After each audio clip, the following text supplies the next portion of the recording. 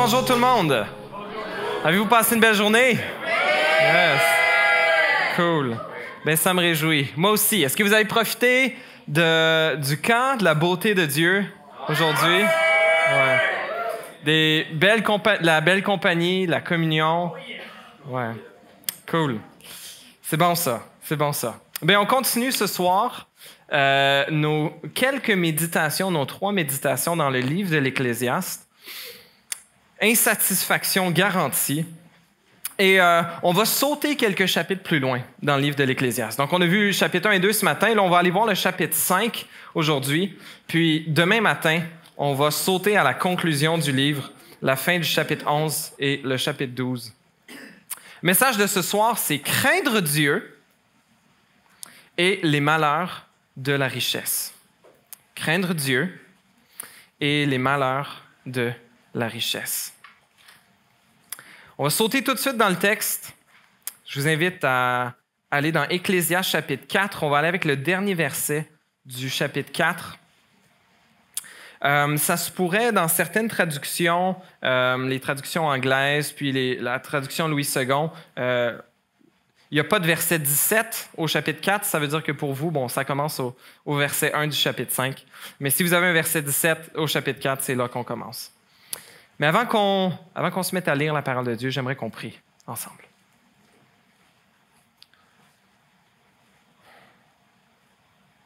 Seigneur notre Dieu, nous voulons te remercier pour, oui, cette journée que tu nous as donnée. Merci pour ce camp, merci pour l'opportunité d'être ici en fin de semaine. Pour ta grâce dans nos vies manifestée de façon si claire dans ces petites et grandes choses. Seigneur, on ouvre ta parole ce soir. Et on ne veut pas le faire légèrement. On veut le faire en attendant que tu parles à chacun de nous. Peut-être que, Seigneur, je pense à ceux qui veulent chercher ta face ou ceux qui sont incertains. Mais je te prie que tu te révèles à chacun d'entre nous ce soir, ô Dieu, car ta parole est toujours vivante et active. Et je te demande de faire ça parmi nous, aujourd'hui, ce soir, dans le précieux nom de ton merveilleux Fils Jésus. Amen. Craindre Dieu. Je lis dans la parole de Dieu, Ecclésiaste chapitre 4, verset 17, jusqu'au chapitre 5, verset 6. Veille sur ton pied lorsque tu entres dans la maison de Dieu. Approche-toi pour écouter, au lieu d'offrir le sacrifice que présentent les hommes stupides, parce qu'ils ne savent pas qu'ils agissent mal. Ne t'empresse pas d'ouvrir la bouche, que ton cœur ne se précipite pas pour exprimer une parole devant Dieu. En effet, Dieu est au ciel et toi sur la terre. Que tes paroles soient donc peu nombreuses. Oui, les rêves surgissent dans un flot d'occupation et la voix de l'homme stupide dans un flot de paroles. Lorsque tu as fait un vœu à Dieu, ne tarde pas à l'accomplir, car il n'aime pas les hommes stupides. Accomplis le vœu que tu as fait. Mieux vaut pour toi ne pas faire de vœu plutôt que d'en faire un et de ne pas l'accomplir. Ne permets pas à ta bouche de te faire pécher. Et ne dis pas devant le messager de Dieu que c'est un péché involontaire. Pourquoi Dieu devrait-il s'irriter à cause de tes paroles et détruire le travail de tes mains? Oui, s'il y a des absurdités dans un flot de rêves, il y en a aussi dans un flot de paroles. C'est pourquoi crains Dieu. On arrête ici. Première des 2 sections ce soir, craindre Dieu. Le texte qu'on vient de regarder ne dit pas tout ce qu'il y a à dire, tout ce que la Bible a à dire à propos de craindre Dieu. Il y a 2 éléments particuliers qui sont soulignés. Le premier, c'est d'écouter d'abord. Et le deuxième, c'est de prendre au sérieux les engagements qu'on fait. Écouter d'abord. Verset 17, chapitre 4, dit « Veille sur ton pied lorsque tu entres dans la maison de Dieu. » Alors, Peut-être plusieurs d'entre nous, on a des amis musulmans. À Montréal, c'est plus commun. Et parfois, c'est important avec quel pied on entre dans la mosquée. Il faut rentrer avec le pied droit et déchausser. Et c'est pas de ça qu'il est question ici. Veille sur ton pied. C'est pas littéralement sur ton pied, mais sur ta démarche, sur l'état de ton cœur, en fait, lorsque tu entres dans la maison de Dieu. Et l'Ecclésiaste dit, « Approche-toi pour écouter au lieu d'offrir le sacrifice que présentent les hommes stupides, parce qu'ils ne savent pas qu'ils agissent mal. » La foi chrétienne est une foi, la vraie foi chrétienne est une foi qui est solidement ancrée, qui doit être solidement ancrée dans la révélation de Dieu. Si nous approchons Dieu comme bon nous semble, si nous approchons Dieu de la façon qu'il nous semble que Dieu est, non seulement on risque de se tromper, mais en plus, on va tous avoir des définitions de Dieu différentes les uns des autres. La foi chrétienne est une foi où il y a un besoin d'instruction, où Dieu nous instruit à propos de qui lui est, à propos de qui nous sommes. Si on approche Dieu en voulant nous-mêmes dire qui est Dieu avant même d'avoir écouté ce que lui a à nous dire, bien nous risquons effectivement d'agir en homme stupide, comme le dit le texte, parce que nous ne savons pas que nous agissons mal. Si nous voulons nous approcher de Dieu, nous devons écouter d'abord, dans le sens de écouter ce que Dieu a à nous révéler à propos de lui-même, avant de nous-mêmes statuer qui Dieu est ou comment il devrait être approché. Et donc, c'est important ici. Ce n'est pas parce qu'on est croyant ou pratiquant ou religieux ou même très pieux qu'on plaît à Dieu. Le texte parle de rentrer, d'offrir un sacrifice même, mais que c'est quelque chose de stupide. En fait, on agit mal sans le savoir. C'est pas parce qu'on est croyant, c'est pas parce qu'on est pratiquant, c'est pas parce qu'on est religieux qu'on connaît Dieu ou qu'on plaît à Dieu. Nous avons besoin que Dieu nous révèle qui lui est et que nous écoutions d'abord. C'est Dieu qui fixe les règles. On s'approche de lui en ces termes. Dieu n'est pas honoré par des sacrifices que nous présentons ou par des actes de piété que nous présentons s'il n'y a pas de véritable repentance. C'est-à-dire s'il n'y a pas de véritable désir de se détacher de nous-mêmes pour suivre résolument Dieu. S'il n'y a pas de reconnaissance de notre propre état de déchéance, de notre propre état de rébellion, de notre propre état de ce que la Bible appelle péché devant Dieu. C'est Dieu qui est Dieu et lui fixe les règles. Et Dieu fixe les règles pour l'approcher. Et si vous lisez la loi de Moïse, si vous lisez l'Ancien Testament, c'est extrêmement clair. Il y avait des lois de pureté rituelle, il y avait des sacrifices qui devaient être faits ainsi, de telle façon. C'est les prêtres de la descendance d'Aaron qui étaient les seuls à pouvoir toucher au sacrifice. Ils devaient le faire seulement s'ils étaient en état de pureté rituelle et s'ils allaient contre les règles que Dieu avait fixées, ils mettaient leur propre vie en péril et celle du peuple en entier. Ça peut sembler un peu mégalomane de la part de Dieu. Est-ce que Dieu est un peu control freak? Est-ce que Dieu n'est pas un peu... Si c'est vraiment Dieu qui fixe les règles, puis qu'on peut juste s'approcher de lui en ces termes à lui, ben c'est peut-être un peu effrayant. Qui me dit, moi, que Dieu il est vraiment bon? Qui me dit que Dieu il est digne de confiance? Mais la Bible ne nous dit pas seulement que Dieu est saint, que Dieu est pur, qu'on ne peut s'approcher de lui que dans ses règles. Mais la Bible nous relate encore et encore sa bonté. Et c'est précisément pour ça que Dieu avait pourvu toutes ces règles pour que le peuple d'Israël puisse s'approcher de Dieu. Parce que Dieu savait qu'il, comme nous, sommes un peuple souvent dur de cœur, souvent rebelle. Mais Dieu ne voulait pas les repousser. Il voulait qu'ils puissent être en relation avec lui. Et Dieu pourvoyait à des moyens qu'il puisse être purifié pour entrer dans sa présence. Par pure grâce, Dieu offrait à son peuple, et il offre encore aujourd'hui, à tous ceux qui s'approchent de lui, dans ces termes, le moyen d'être réconcilié avec Dieu, le moyen de connaître Dieu, et même de devenir ses enfants bien-aimés.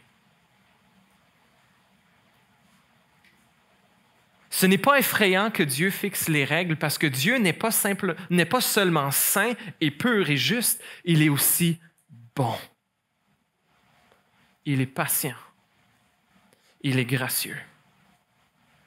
Et la démonstration la plus parfaite que la Bible nous donne de la bonté de Dieu et de son amour pour une humanité qui le rejette, c'est que Dieu a envoyé son Fils Jésus pour souffrir à la croix la condamnation que vous et moi méritons pour nos fautes, pour notre rébellion.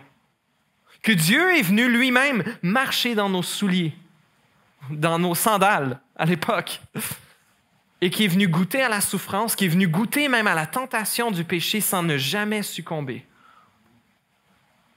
Et payer pour nous la dette que nous ne pouvions pas payer, afin de nous ouvrir la porte du ciel, pour nous ouvrir la porte dans sa présence, pour nous ouvrir la possibilité d'être réconciliés avec lui.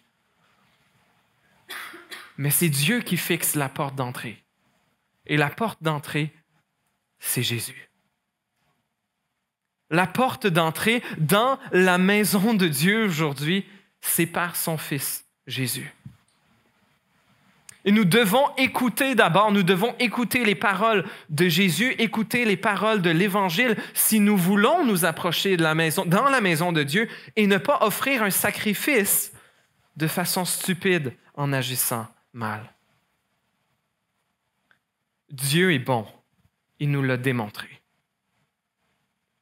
Et dans notre appel à craindre Dieu, un saint respect et aussi une reconnaissance de sa toute-puissance et du fait que nous méritons son jugement. Le pasteur et théologien américain bien connu Tim Keller, qui est décédé il y a 2 semaines, disait cette citation, il disait « C'est normal que Dieu ne soit pas toujours d'accord avec toi.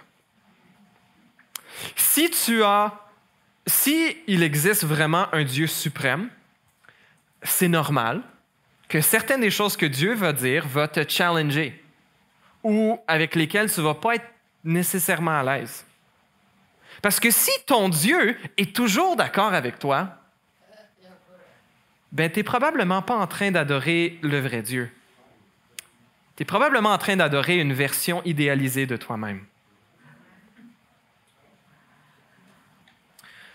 Habakkuk 2, verset 20, dit ceci, « L'Éternel, lui, est dans son saint temple, que la terre fasse silence devant lui. » Nous n'avons pas la liberté de venir à Dieu comme bon lui semble, avec notre piété, avec nos façons de faire, avec nos sacrifices, avec notre bonté. Le seul chemin vers Dieu, c'est son Fils Jésus. Et son Fils Jésus tel qu'il nous est révélé dans la parole de Dieu. Pas un Jésus à ton image, mais le vrai Jésus dont la Bible nous parle.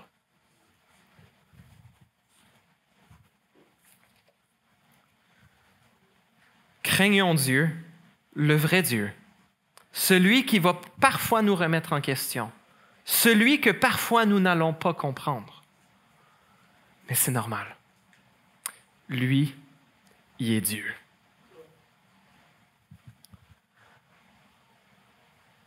Deuxième section ici. L'Ecclésiaste continue. Il dit, au verset 1, il disait « Dieu est au ciel et toi sur la terre, que tes paroles soient donc peu nombreuses. » Que c'est l'homme stupide qui déverse un flot de paroles. Écoutons d'abord. Et deuxièmement, honore tes engagements. Versets 3 à 6. Honore tes engagements. Quand j'étais adolescent, On est 4 dans ma famille. Je suis né dans une famille de 4, je suis le deuxième. Puis ma petite sœur s'appelle Sylvie. Je sais que plusieurs d'entre vous la connaissez. Sylvie, elle est 6 ans et demi plus jeune que moi. Et je me souviens, ado, que ma sœur me harcelait des fois en me disant « Benoît, tu m'avais dit qu'on jouerait ensemble samedi. » Puis là, j'ai dit « Mais non, je t'ai pas dit qu'on jouerait ensemble samedi. »« Mais oui, tu me l'avais promis, tu m'avais dit que si je te laissais tranquille, mardi, là, on jouerait ensemble samedi. » Non, je me souviens pas de ça. Puis c'est arrivé plus qu'une fois. Puis savez-vous quoi? Je me suis rendu compte que j'avais oublié. Parce que ça faisait mon affaire d'oublier. Et il y a une fois que je me souviens que ça m'est revenu comme vaguement.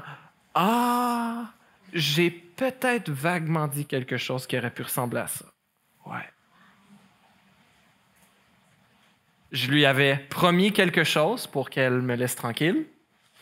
Et en ayant bien l'intention de l'oublier, et savez-vous quoi? Ça a marché. J'ai oublié. J'avais oublié mon engagement. J'avais oublié ma promesse que je lui avais faite parce que ça faisait mon affaire de ne pas m'en souvenir. Est-ce que parfois on traite Dieu comme l'ado que j'étais traite sa petite sœur de 6 ans?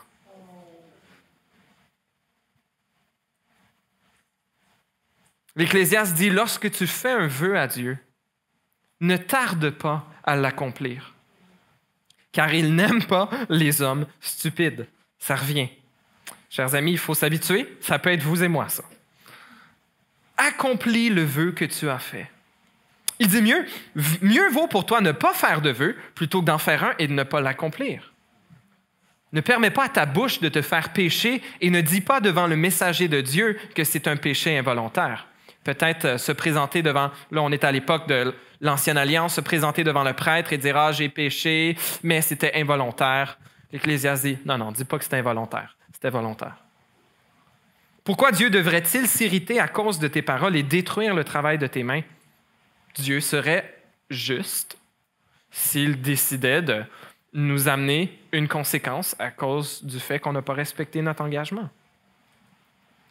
Dans Deutéronome 23, 22 à 24, disait ceci, « Si tu fais un vœu à l'Éternel, ton Dieu, tu ne tarderas pas à l'accomplir, car l'Éternel, ton Dieu, t'en demanderait compte et tu te chargerais d'un péché. Si tu t'abstiens de faire un vœu, tu ne commettras pas de péché, mais tu respecteras et tu accompliras ce qui sortira de tes lèvres, en te conformant au vœu que tu feras volontairement à l'Éternel, ton Dieu, et que ta bouche aura prononcé. » Faire un vœu, ce n'est pas quelque chose qui est très commun à notre époque.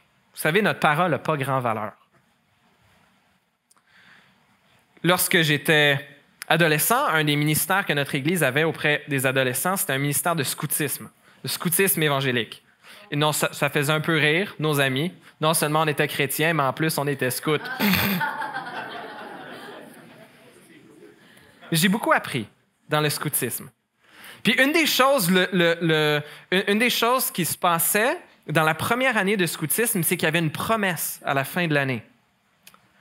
Et une promesse, un engagement à suivre Dieu et son Église, à servir Dieu et son Église, à aimer notre prochain en toutes circonstances et à obéir la loi scout, qui était un genre de condensé du sermon sur la montagne, des bons principes de vie. Et on essayait comme responsable que les jeunes ne prennent pas cet engagement-là à la légère. Parce que qui fait encore vraiment des promesses aujourd'hui? Quand est-ce qu'on fait vraiment des vœux? Le jour de notre mariage? C'est peut-être la seule fois qu'on utilise le terme « vœu ». Mais on fait tellement peu de promesses qu'on a vraiment l'intention de tenir à notre époque, dans notre culture, qu'on prend évidemment peut-être les engagements qu'on a faits envers Dieu avec la même légèreté qu'on prend tous nos autres engagements. Est-ce que c'est une promesse d'allégeance faite à Dieu? Est-ce que c'est une offrande volontaire? À l'époque même, une dédicace d'enfant. Quel genre de promesse on aurait pu faire à Dieu? Seigneur, si tu me permets de passer cet examen-là, je vais vraiment mieux étudier au prochain examen. Seigneur, si tu me guéris de cette maladie, je vais te donner au moins 10% de mes revenus pour vrai. Seigneur, si tu permets que mon péché ne sorte pas en public, je ne vais plus jamais le commettre. Si Dieu, tu permets que je survive à cet accident, je promets de te suivre pour vrai tous les jours de ma vie. Aussitôt exaucé, eh bien, on l'a pas assez proche. Ben, je pense que je m'en suis tiré pas pire. Je pense que je m'en suis tiré pas pire. Puis bon, est-ce que Dieu a fait une différence? Probablement pas tant que ça. Rapidement exaucé, promesse rapidement oubliée. As-tu déjà fait des promesses à Dieu? Un engagement dans ton baptême, de te faire baptiser, déclarant devant tous les témoins là, de ton désir de suivre Jésus. Mais peut-être que le coût devient trop élevé. Ah, mais là, ça ne fait plus autant mon affaire que ça faisait lorsque j'ai fait cette promesse, lorsque j'ai fait cette demande. Pourquoi n'as-tu pas suivi ton engagement? C'était trop intense? C'était trop difficile? Ça allait peut-être te coûter ta réputation, peut-être une relation amoureuse.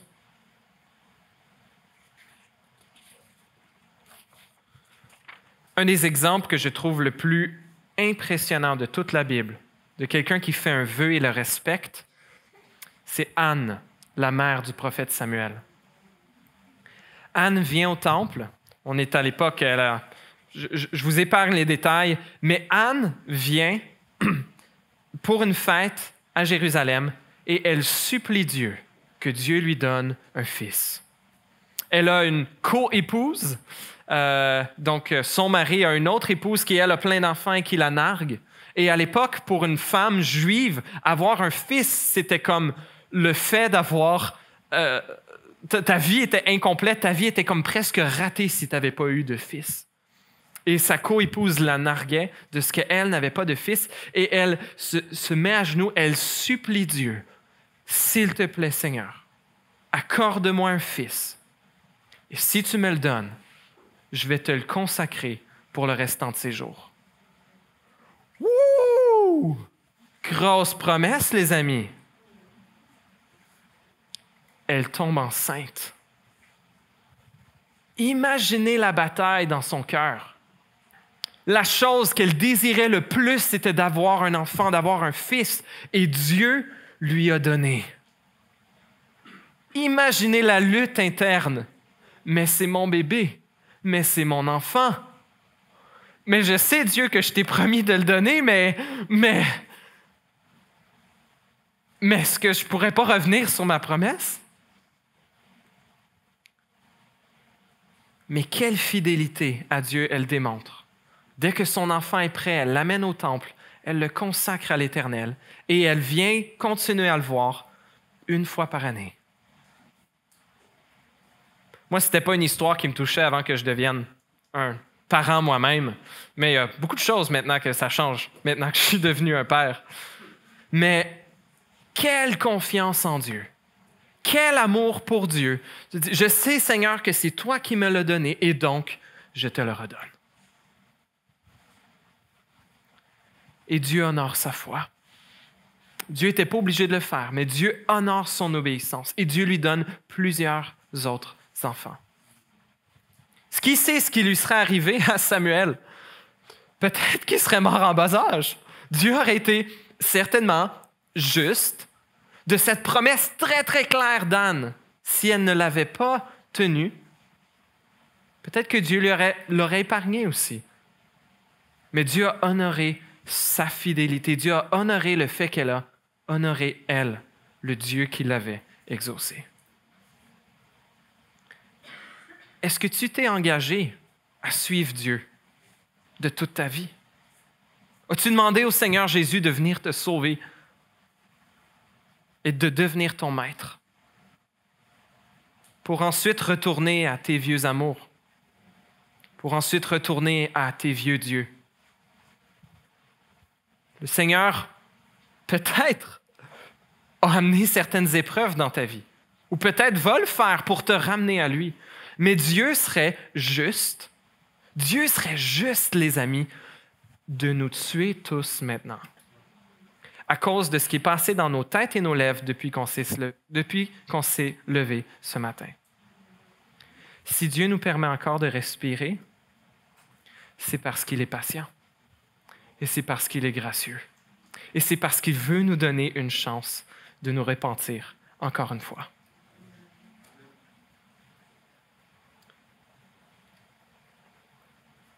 Un texte qui m'a frappé il y a quelques mois, c'est dans Daniel 4. Le roi de Babylone, l'homme le plus puissant du monde, Nebuchadnezzar, qui a construit la capitale la plus glorieuse de l'histoire antique, qui regarde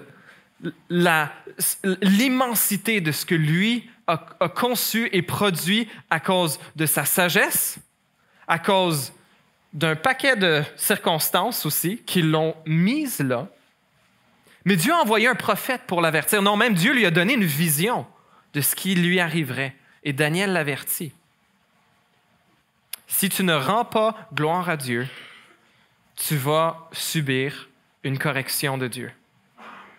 Et Nebuchadnezzar ne prend pas cet avertissement au sérieux. Et un jour, alors qu'il regarde sa belle grande ville, un joyau incroyable de l'Antiquité, qu'il dit « Voici Babylone la grande que j'ai construite avec la puissance de ma grandeur. » Peut-être certains d'entre vous regardez votre vie comme ça. « Wow! Quelle est belle ma vie! Qu'il est beau mon bulletin! Qu'il est beau mon chèque de paye! Qu'il est beau mon corps pour lequel j'ai tant travaillé! » Et en un instant, en un claquement de doigts, Nebuchadnezzar perd la raison et devient fou. En un instant, Nebuchadnezzar devient littéralement fou, comme un animal, et pendant 7 ans, ça dit qu'il habite dehors à manger de l'herbe. Chers amis, si on a la capacité de réfléchir, de parler, de créer, c'est parce que Dieu nous la donne.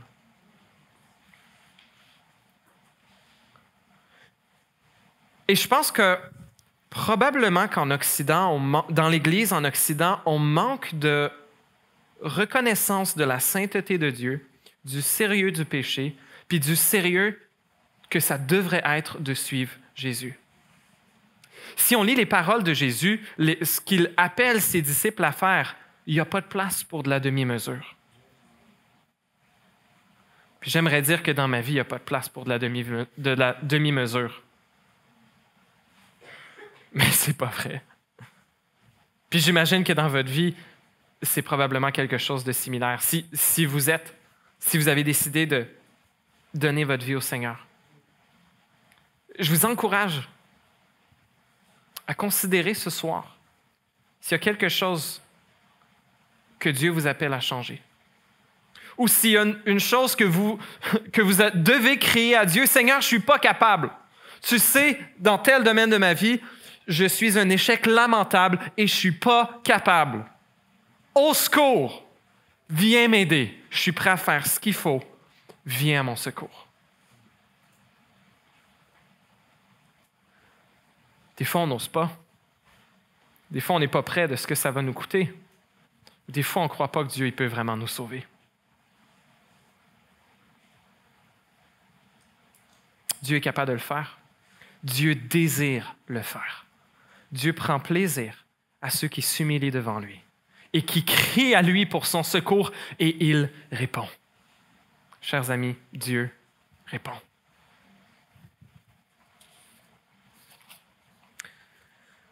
Dieu a ouvert le moyen de réconciliation avec lui par son Fils Jésus. Acte 4, verset 12, nous dit ceci, un petit rappel de ce qu'on a vu tantôt. « Il n'y a de salut en aucun autre que Jésus, car il n'y a sous le ciel aucun autre nom qui a été donné parmi les hommes par lequel nous devions être sauvés. » Jésus a dit, une de ces phrases célèbres, une de ces phrases peut-être célèbres parce qu'elles font chicoter. En Jean 14, verset 6, Jésus a affirmé une de ces phrases punch, forte, qui fait qu'on ne peut pas dire que Jésus était juste un grand sage. Non, Jésus prétendait être beaucoup plus que ça. Jésus a dit, « Je suis le chemin, la vérité et la vie.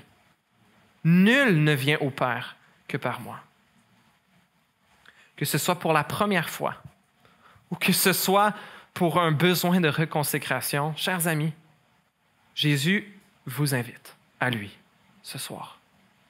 Ne ratez pas la chance qu'il vous donne. Ne ratez pas la chance ce soir d'aller prier quelque part, de vous mettre littéralement à genoux, d'aller dans le bois, d'aller quelque part, de demander au Seigneur de vous secourir de là où vous êtes. Ou parler à un ami, parler à quelqu'un à qui vous avez confiance, quelqu'un qui vous a amené ici, quelqu'un qui a de l'expérience chrétienne, un leader jeunesse, un leader collège-carrière, quelqu'un dans votre église. Ne ratons pas l'opportunité. Si le fer est chaud, il faut le battre, les amis. Ce qui reste de se refroidir. Puis ensuite, on va oublier la promesse qu'on va avoir faite à Dieu. Le texte continue avec la deuxième partie, le danger des richesses. Ou plutôt même le malheur des richesses. Versets 7 à 16. Si tu vois dans une province le pauvre opprimé, le droit et la justice violés, ne t'en étonne pas.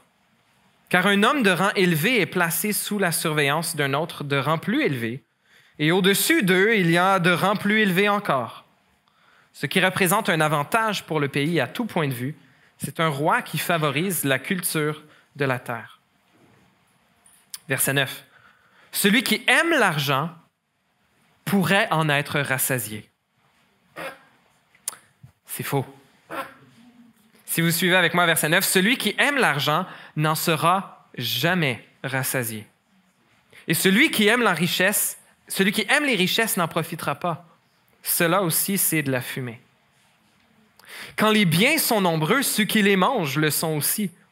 Et quel avantage en tire leur possesseur? Il ne peut que les voir de ses propres yeux. Le sommeil du travailleur est doux, qu'il ait peu ou beaucoup à manger, tandis que la satiété dont jouit le riche ne le laisse pas dormir. Il y a un mal douloureux que j'ai vu sous le soleil, des richesses conservées pour son malheur par celui qui les possède. Si ces richesses disparaissent à cause d'une mauvaise affaire, il ne reste rien entre les mains de son fils. Il est sorti nu du ventre de sa mère et il repart aussi nu qu'il était venu, sans rien pouvoir emporter de son travail avec lui. Ça fait écho à ce qu'on a vu ce matin. Cela aussi, c'est un mal douloureux. Il s'en va comme il était venu. Et quel avantage a-t-il d'avoir travaillé pour du vent? De plus, toute sa vie, il mange dans l'obscurité. Il n'est pas épargné par le chagrin, la maladie et l'irritation. Le malheur des richesses. On voit quelques dangers, quelques malheurs de rechercher la richesse. On est un petit peu dans la continuation de ce qu'on voyait ce matin au chapitre 2. Il y a au moins 3 désavantages, 3 malheurs de la richesse ici qu'on voit. Le premier au verset 9, c'est que la richesse ne satisfait pas le cupide. Elle ne satisfait pas celui qui en veut un peu plus. Celui qui aime l'argent n'en sera jamais rassasié. Et chers amis, ce n'est pas une question d'être riche ou pauvre. Souvent, on peut trouver ça bien drôle. Quand on lit dans les nouvelles, quand on voit des choses, des célébrités qui parlent de leur vie, leur train de vie luxueux, hyper riche, qui trouvent que, l'inflation, c'est difficile, là, mon yacht, puis là, mes 3 chalets, puis etc., je suis obligé de vendre un chalet. C'est comme les célébrités pendant la COVID là, qui se plaignaient de devoir être confinés dans leur palace. Les gens ne la trouvaient pas drôle. Puis c'est bien drôle de rire des riches quand eux, ils trouvent qu'ils sont malheureux à ne pas avoir assez d'argent. On se dit, voyons donc, moi, à ta place, je serais content. But would you?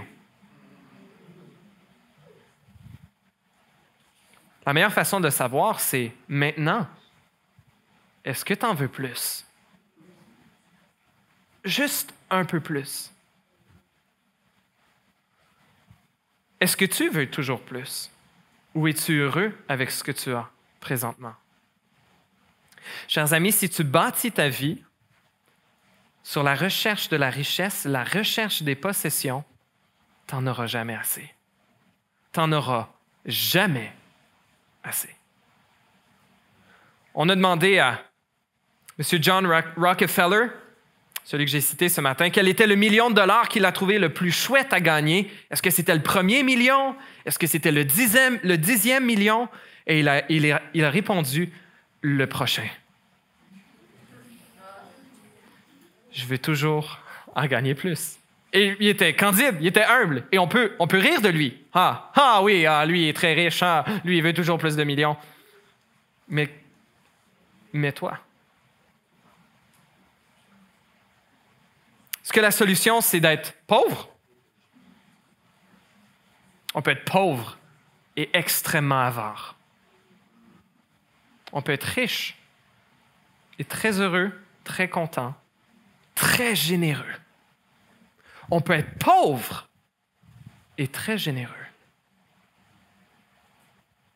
La solution, les amis, au danger de la richesse, c'est pas d'être pauvre et c'est pas d'être riche non plus. La solution, c'est de vivre dans le contentement et dans la générosité. L'apôtre Paul, alors qu'il écrit aux Philippiens, les Philippiens avaient pourvu à ses besoins. Paul était en prison.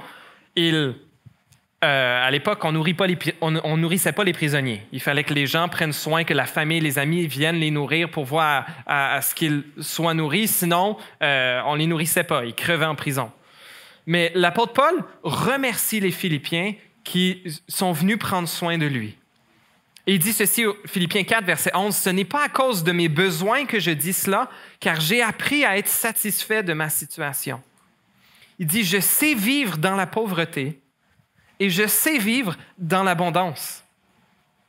Partout et en toutes circonstances, j'ai appris à être rassasié et à avoir faim, à être dans l'abondance et à être dans le besoin. » Et c'est dans ce contexte-ci du contentement du cœur que l'apôtre Paul dit ce verset qui est peut-être un des plus mal cités de la Bible. « Je puis tout par celui qui me fortifie. » Paul n'est pas en train de dire « Je peux accomplir n'importe quoi.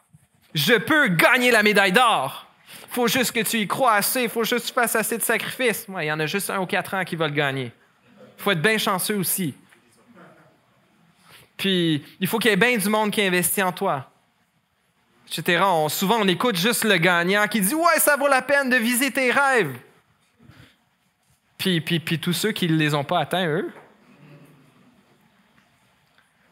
Paul, il dit « Je puis tout par celui qui me fortifie », dans le sens que je peux vivre avec peu et je peux vivre avec beaucoup, avec contentement.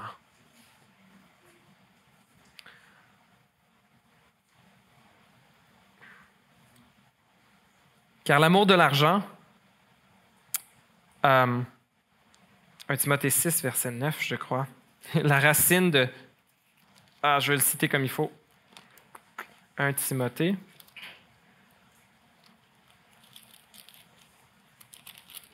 6, verset 9, je crois. Verset 10. « L'amour de l'argent est en effet à la racine de tous les maux. En s'y livrant, certains se sont égarés loin de la foi et se sont infligés eux-mêmes bien des tourments. »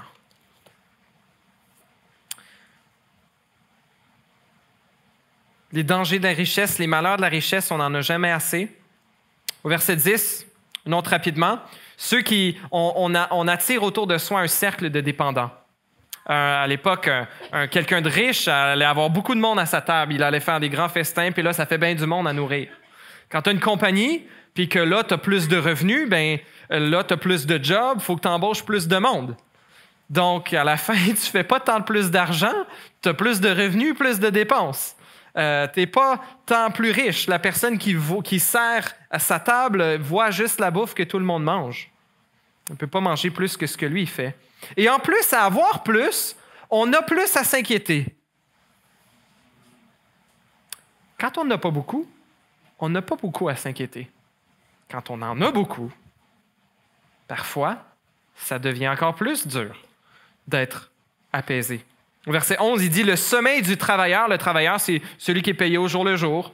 Son sommeil est doux, qu'il ait peu ou beaucoup à manger. « Ah, aujourd'hui, je n'ai pas mangé grand-chose, mais c'est correct. Demain, on espère qu'on compte sur Dieu que ça va être mieux. » OK, beaucoup. Tandis que la satiété dont jouit le riche ne le laisse pas dormir.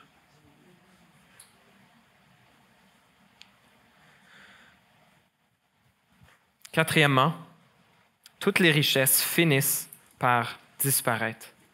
Toutes les richesses finissent par disparaître. Si ce n'est pas à cause d'une mauvaise affaire, au verset 14, eh bien, comme on l'a vu ce matin, quand on meurt, on ne les apporte pas avec nous. Proverbe 23, versets 4 et 5 dit ceci, « Ne te fatigue pas à acquérir la richesse, n'y applique pas ton intelligence. Veux-tu la poursuivre du regard, la voilà disparue. En effet, la richesse se fait des ailes et comme l'aigle, elle prend son envol vers le ciel. »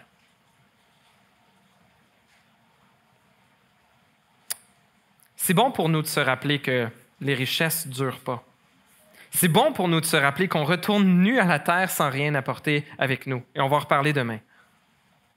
La question de la raison de notre existence doit nous interpeller. Autrement, nous ne vivrons qu'aveuglés par les convoitises de ce siècle et par les tourments de ce siècle, sans cesse distraits par les plaisirs, les désirs, les inquiétudes temporelles, sans aucune pensée pour la vraie vie qui nous attend au-delà de la tombe. Comme application, chers amis, j'aimerais vous laisser avec cette réflexion. Que la façon dont vous dépensez votre argent est une fenêtre vers la santé spirituelle de votre cœur. La façon dont vous dépensez votre argent est une fenêtre vers la santé spirituelle de votre cœur. On a considéré quelques questions déjà. La question du désir de posséder plus. Une autre question, c'est suis-je généreux avec ce que j'ai? Ou est-ce que vous attendez d'avoir plus pour être généreux? Moi, je sais, ado ou jeune adulte, avant que j'aie ma première vraie job, je me disais que tout mon argent va aller pour payer mes études. Mais je pense que j'ai raté une bonne occasion de pouvoir être généreux, même avec des petits montants. Parce que si vous attendez d'avoir plus avant d'être généreux, j'ai une mauvaise nouvelle pour vous. Vous ne le serez probablement pas plus. La générosité, c'est une question de cœur, pas une question d'épaisseur de portefeuille. Ma femme et moi, on pensait à plusieurs personnes, des histoires qu'on a entendues, des gens qui étaient très généreux avec leurs ressources limitées et qu'ils auraient aimé avoir plus pour avoir plus à donner. Et savez-vous quoi? C'est précisément ce genre d'attitude où Dieu prend plaisir à donner davantage. Pas pour leur bénéfice personnel, mais pour pouvoir être une bénédiction pour d'autres. Jamie Monson, l'auteur du livre « L'argent, Dieu ou don de Dieu, point d'interrogation, a dit ceci. « Toute transaction financière révèle notre cœur en nous donnant l'occasion d'adorer Jésus, en nous mettant au service de son royaume ou de nous adorer nous-mêmes en nous mettant au service de notre petit royaume personnel. Chacun d'entre nous, qu'il soit nanti ou déshérité, met son argent au service du Dieu qu'il adore. » Fin de la citation. John Hagee a dit « Puisque mon argent est l'argent de Dieu, chaque dépense que je fais est une décision spirituelle.